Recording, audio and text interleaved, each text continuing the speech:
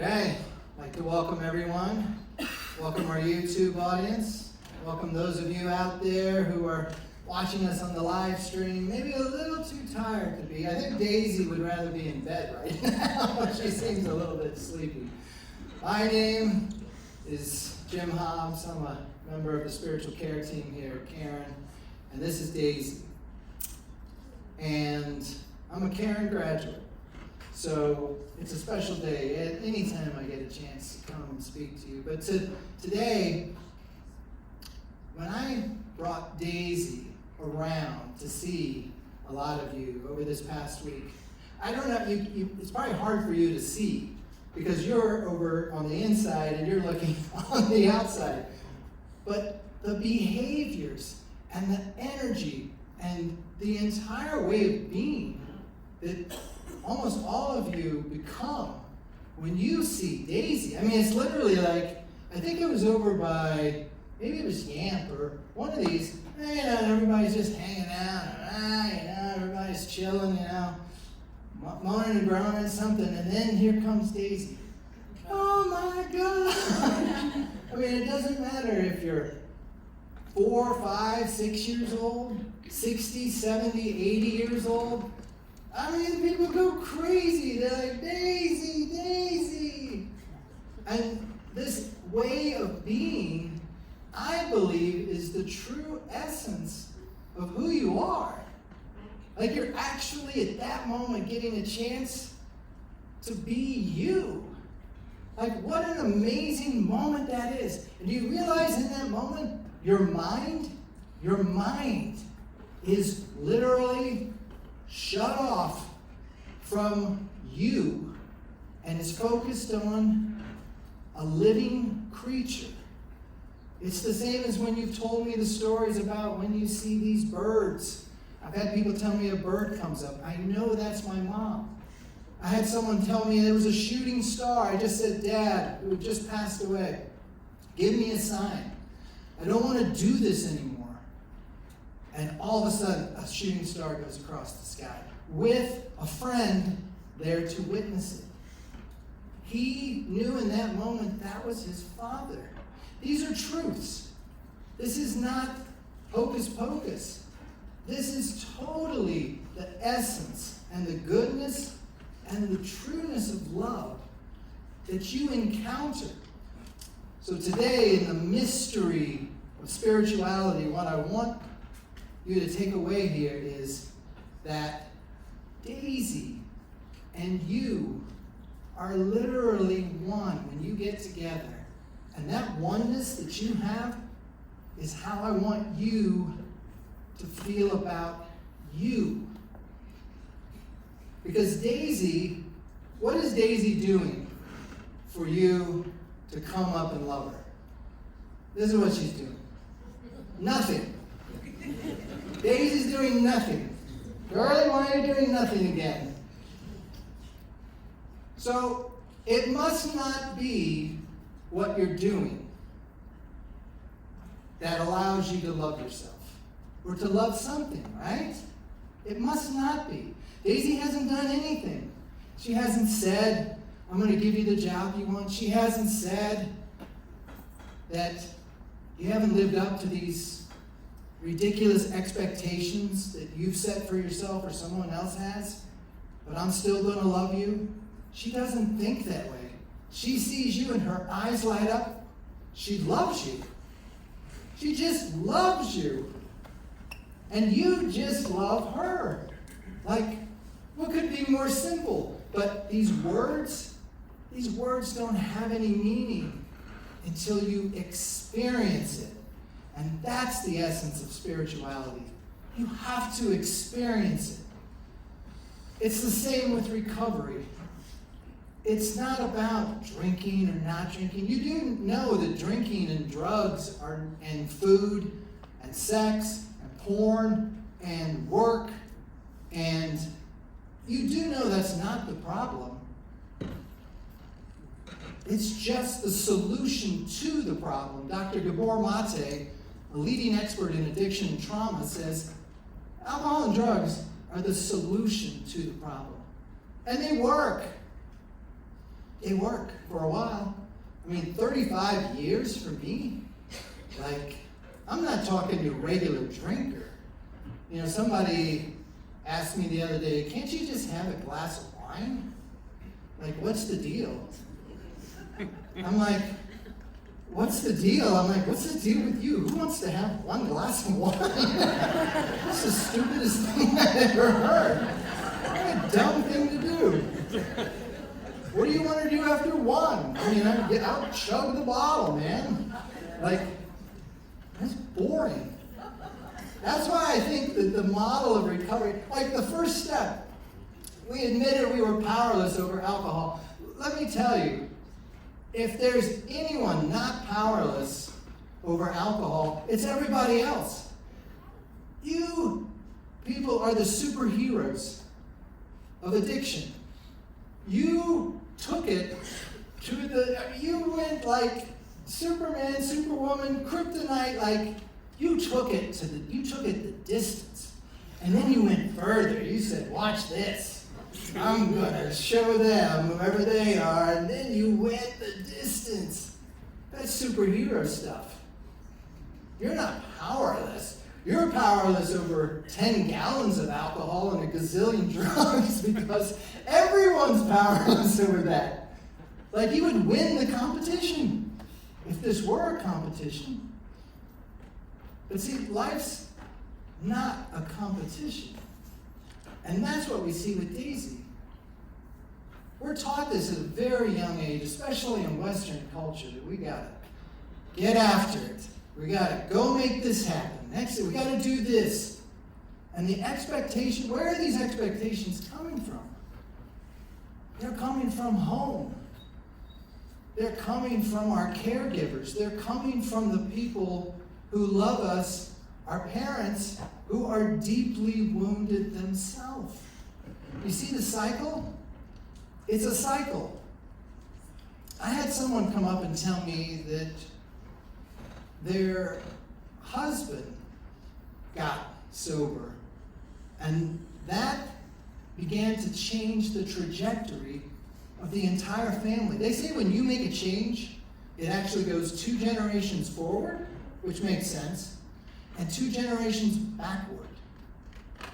I don't know how that happens, but people that have passed away, that have passed on, are somehow healed. As you begin to make this change in your life, when it comes to being with yourself, just in the same way you're being with Daisy.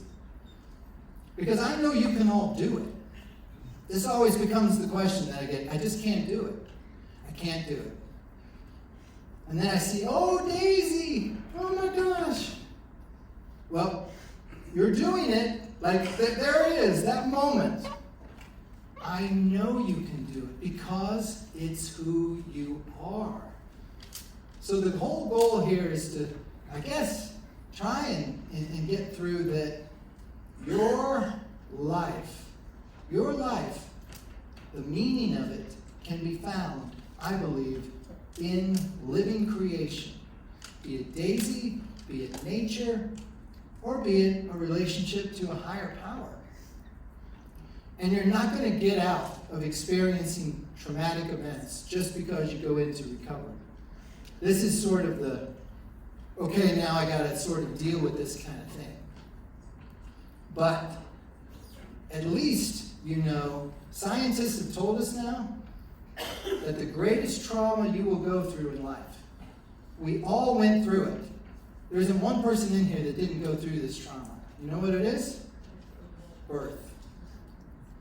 It is the greatest moment where you are separated from your mother, you're separated from this womb, you're separated from divine creation, and off you go, like an explosion.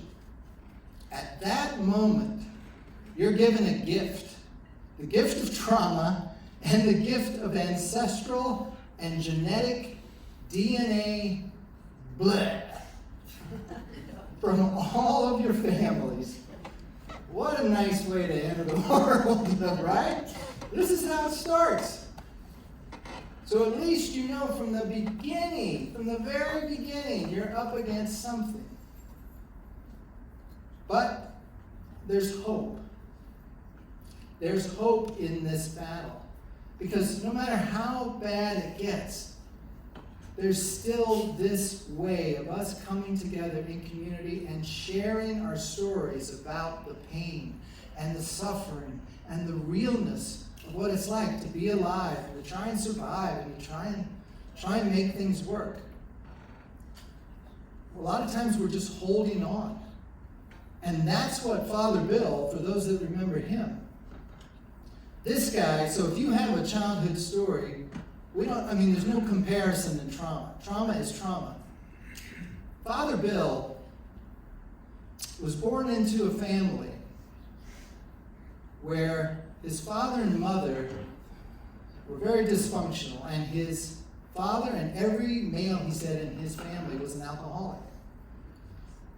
And so his father, he says, actually, they tell him, murdered his mom because he was having an affair and married the woman he was having an affair with. And then Father Bill goes to court because he's 2.5 years old, and the judge looks at him and says, who did this to you? He's all black and blue, and he points and he says, Mommy did. His stepmom. And she gets up and curses him out, and at that point, Father Bill goes to 10 different orphanages over the next 4 years. That's the person who started this chapel service. That's how his life kicked off. That sucks. That's terrible. So there he was as a chaplain in the army, drinking away. Of course, the pain and the suffering. You're drinking, your addiction, whatever it is that you're doing to cope, it's okay that you've done that. It's okay. It's a lot. Life is a lot. The ancestral trauma is a lot. The genetics in you are a lot. It's okay. But you've reached a point. You've reached this moment where this feeling that you get when you're around Daisy suddenly becomes your life. That's recovery. You don't have to just be this way with Daisy. You can be that way through life in recovery. So there's one thing here I want to kind of leave you with. It's a tool. And I do this a lot of times with people. It's kind of called spiritual regression in some circles. But the way it kind of works is a lot of your coping and a lot of what you're doing in terms of this spiritual aspect of how things are going. There's an announcement. I have an announcement in the middle. There's a blue Volvo at the Breakthrough Mansion whose alarm will not stop going off. Please make an announcement. A blue Volvo at the Breakthrough Mansion. Now, how's that for spirituality? Couldn't have done that any better. Was that all planted or was that real? We didn't make that up. So in this spiritual regression, a lot of what you're going through is not the event itself. It's the child. There's a little you, I'm going to bet, in you that is scared, that is afraid, that is worried, that is being told that they're not safe, that life is not going to work out. In fact, that they might die. Because growing up in these dysfunctional families, and let's face it, every family is somewhat dysfunctional. I grew up in a family with a very, very mentally ill mother who loved me to death, and a father who pretended that no one was mentally ill in the house and didn't know what to do with a son. And until I learned that my mom had a schizophrenic, bipolar mom who would leave her for days at a time, and my dad grew up in what was basically like a red light district house that he didn't even realize was that, and no one was there for him. It's not an excuse, but it starts to make sense. Why I grow up thinking, there's got to be more, and I'm not safe. I even just felt this last week. I was getting ready to fly from Florida here, and I had to get the house ready. All of a sudden, I was like, I need to do this just right, or else. And I'm like, what is that? Where is that coming from? And I remember Mom passed out from taking who knows what depression and anxiety drugs.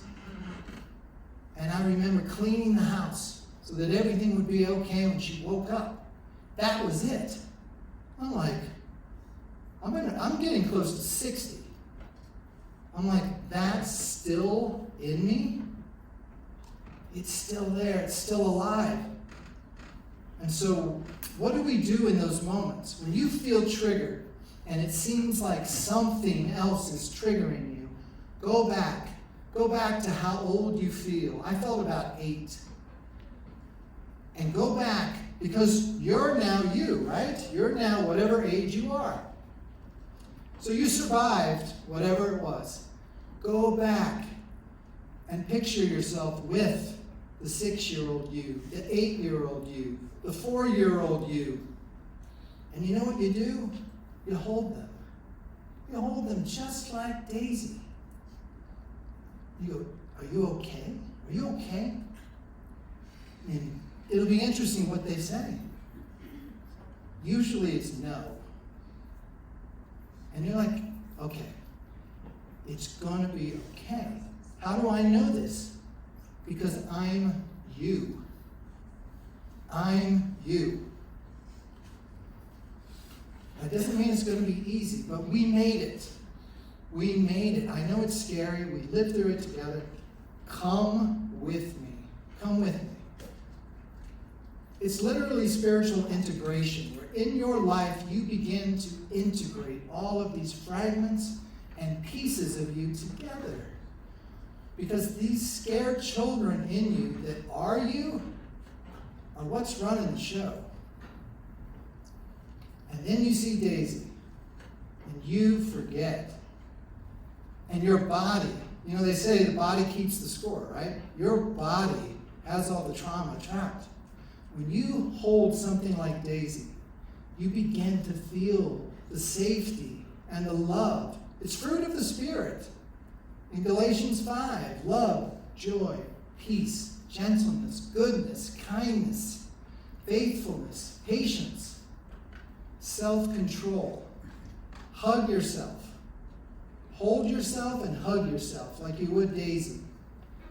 And tell yourself it's going to be okay. That is literally the Spirit within you, I believe, healing 2 generations back, 2 generations forward, and healing the generational piece of yourself. As you keep doing that, you may see that things like Daisy, that things outside, the nature, the birds, the trees, all of a sudden life springs open and this fear starts to go away. I'm not afraid as much as I used to be, but apparently there's still a lot there that the subconscious has in its mind. The subconscious has 95% of your way of being. And it hasn't forgotten anything in your life, unfortunately. So it's trapped in there. So in this way of loving yourself, you begin to heal everyone, including the world around you. But you're the only one that can hold yourself. This becomes the happy, sad feeling. It's up to you to hold yourself. And when you hold yourself, you can begin to hold Daisy, which after 20 minutes of holding Daisy, I think my left arm is asleep. Along with Daisy. So I hope you can take that message home with you and feel it in your heart and feel it here at Caron, because there's only one reason I keep coming back to Caron, is I love this.